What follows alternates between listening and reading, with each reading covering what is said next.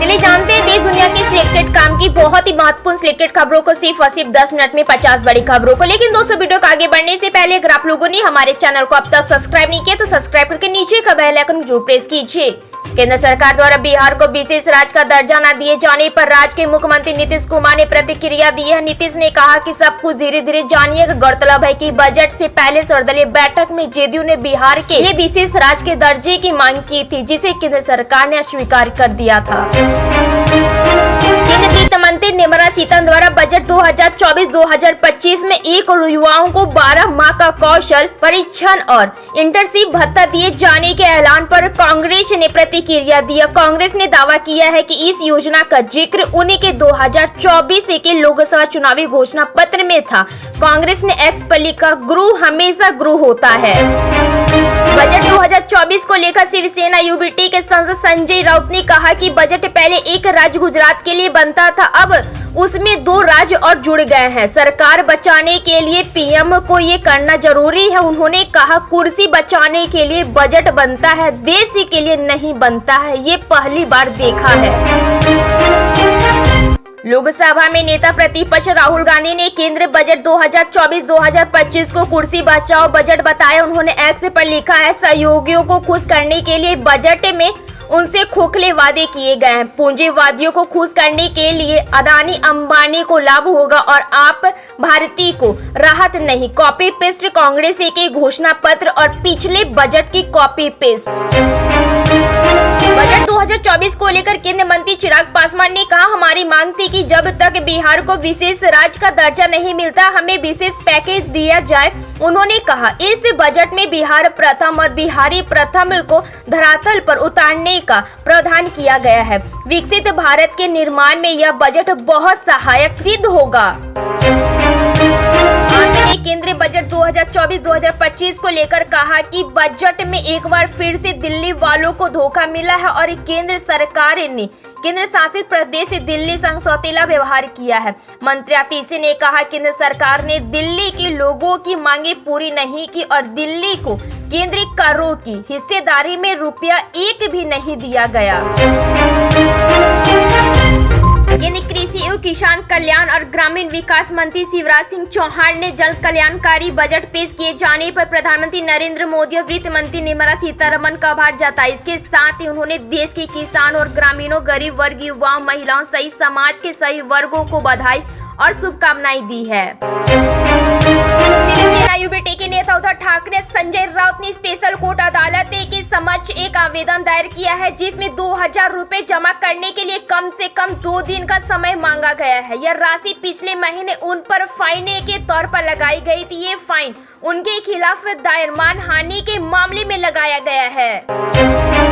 वित्त मंत्री निर्मला सीतारमण ने आज संसद में वित्त वर्ष 2024-2025 का बजट पेश किया। वहीं अब इस पर पश्चिम बंगाल की मुख्यमंत्री ममता बनर्जी ने अपनी प्रतिक्रिया दी। उन्होंने कहा कि बजट में पश्चिम बंगाल के साथ सौतेला व्यवहार किया गया है।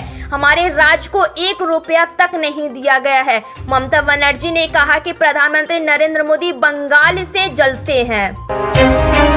वित्त मंत्री निर्मला सीतारमण ने मंगलवार 23 जुलाई को बजट 2024 पेश किया। यह मोदी 3.0 का पहला आम बजट है, जिस पर कांग्रेस के राष्ट्रीय अध्यक्ष मल्लिकार्जुन खड़गे ने निराशा जताई। खड़गे ने कहा कि यह बजट केवल कुर्सी सियासत को बचाने के लिए लाया गया है। कांग्रेस के राष्ट्रीय अध्यक्ष मल्लिकार्जुन खड़गे ने कहा कि यह बहुत ही निराशाजनक बजट है। अपने सियासत को बचाने के लिए बजट लाया गया। किसानों के लिए हमारी एमएसपी को लेकर अपेक्षा थी, वो इसमें नहीं है। रेल को लेकर जितनी दुर्घटनाएं हो रही है, रेलवे बजट भी काफी कमजोर बन गया है। खड़गे ने कहा कि हिमाचल प्रदेश, उत्तराखंड, उत्तर प्रदेश, बिहार, कर्नाटक, केरल में बाढ़ की स्थिति है, उसे लेकर भी कोई ठोस कदम नहीं उठाए गए। खड़गे ने कहा कि मोदी सरकार के सत्ता में आने के बाद इसे रेलवे पर कोई फोकस नहीं गया। इस बजट में यात्रियों की सुरक्षा पर कोई फोकस नहीं किया गया। केंद्र सरकार ने बजट में बिहार को 60,000 रुपए से अधिक की सौगात दी। केंद्र सरकार ने बिहार के लिए अपना खजाना खोल दिया। गया जिले के डोभी में औद्योगिक केंद्र का विकास किया जाएगा। वहीं भागलपुर में एक बिजली संयंत्र की स्थापना होगी। केंद्र सरकार बाढ़ नियंत्रण के लिए 11,000 करोड़ रुपए की सहायता भी प्रदान करेगी।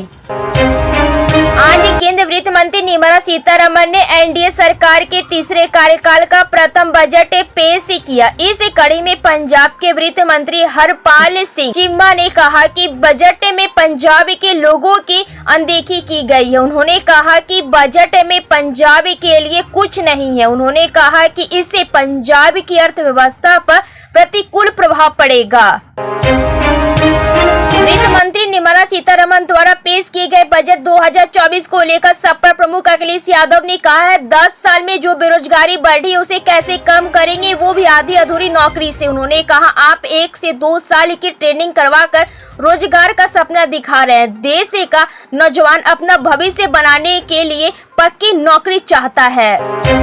उत्तर प्रदेश के मुख्यमंत्री योगी आदित्यनाथ ने बजट 2024-2025 को लेकर कहा है कि अब बजट विकसित भारत आत्मनिर्भर भारत के निर्माण एक आर्थिक दस्तावेज। उन्होंने कहा इसमें गांव, गरीब, किसान, महिला, नौजवान समेत समाज के सभी तबकों के समग्र विकास का संकल्प, हर क्षेत्र में आत्मनिर्भर बनाने की दृष्टि और वंचित को बचाना से मुक्त कराने का रोड मैप है।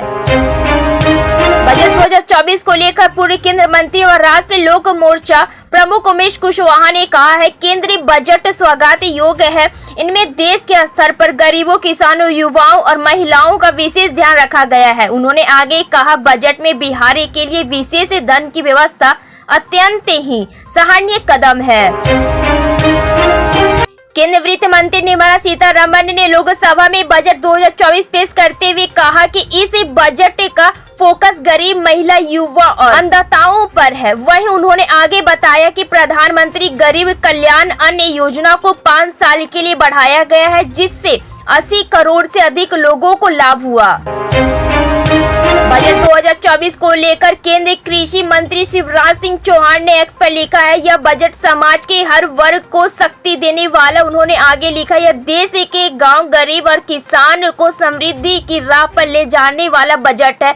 दरअसल कृषि मंत्रालय के लिए बजट में 1,52,852 करोड़ का प्रावधान किया गया है।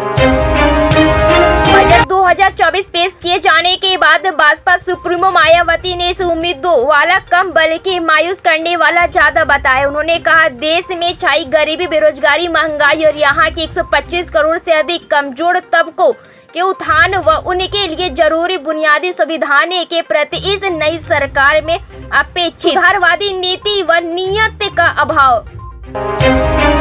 तेलंगाना के मुख्यमंत्री रेवंत रेड्डी ने बजट 2024 को लेकर कहा है कि यह बजट विकसित भारत का सबका साथ सबका विकास के नारे पे नहीं बल्कि कुर्सी बचाओ की तंज पर है। रेड्डी ने कहा एनडीए का मतलब नायडू नीतीश डेवलपमेंट अलायंस है। राज्यों के लिए पीएम बड़ा भाई जैसा होता है, लेकिन वह ऐसा नहीं मान रहे हैं।